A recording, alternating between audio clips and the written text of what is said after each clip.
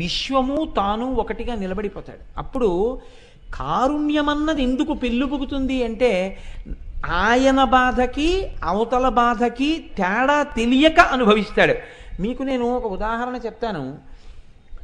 ఇప్పుడు శృంగగిరి పీఠానికి పీఠాధిపత్యం వహిస్తున్నటువంటి మహాపురుషుడు ఎవరున్నారో భారతీ తీర్థస్వామి వారు, ఆ భారతీ తీర్థస్వామి వారి గురువు గారు ఉండేవారు. ఆయన పేరు అభినవ విద్యాతీర్థస్వామి వారు.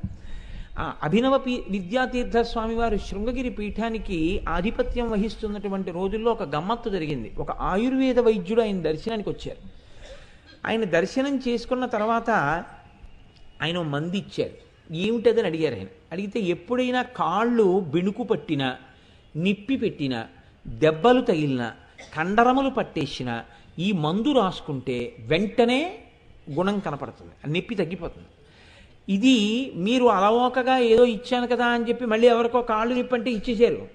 అలా ఇచ్చేసేయకండి. ఇది సామాన్యమైన మందు కాదు. చాలా కష్టపడి, చాలా ఖర్చు పెట్టి, చాలా పదార్థాలతో తయారు చేసిన మందు.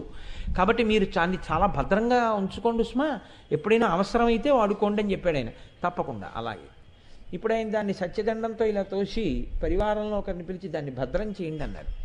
ఆ వచ్చిన ఆయన చాలా సంతోషపడి స్వామి స్వీకరించారని వెళ్ళిపోయారు. వాళ్ళు భద్రం చేశారు. మరునాడు సాయంకాలం అభినవ విద్యాతీర్థ స్వామి సత్యదండం పట్టుకుని తుంగానదిని దాటి శారదామాత గుళ్ళోకి రావాలి గురునివాస దగ్గర నుంచి. ఆయన అటువైపుగా వస్తున్నారు. అక్కడంతా పెద్ద తోట ఉంటుంది. అక్కడ ఎప్పుడూ తిరిగే కుక్కే ఒక కుక్క కుంటుతూ నడుస్తోంది. ఆయన ఆగి అన్నారు, ఆ కుక్క ఎందుకు కుంటుతోందని అడిగారు. అడిగితే ఎవరో కొట్టారంటే ఆ కుక్క కాలు నిప్పి చేసింది, అందుకని కాలుతో నడవలేకపోతోంది అన్నారు. ఆయన అన్నారు, ఎలాగో నడవలేకపోతోంది కదా, ఆ కుక్కని పట్టుకుని ఇలా తీసుకురండి అన్నారు. గబగబా వెళ్ళి శిష్యులు కుక్కని తీసుకొచ్చారు. ఇప్పుడు ఆ పరివారంలో వాడిని పిలిచన్నారు, నిన్న ఆ ఆయుర్వేద వైద్యుడు తెచ్చి ఇచ్చిన మందు ఇలా పట్టుకురా అన్నారు. ఆ మందు పట్టుకొచ్చారు.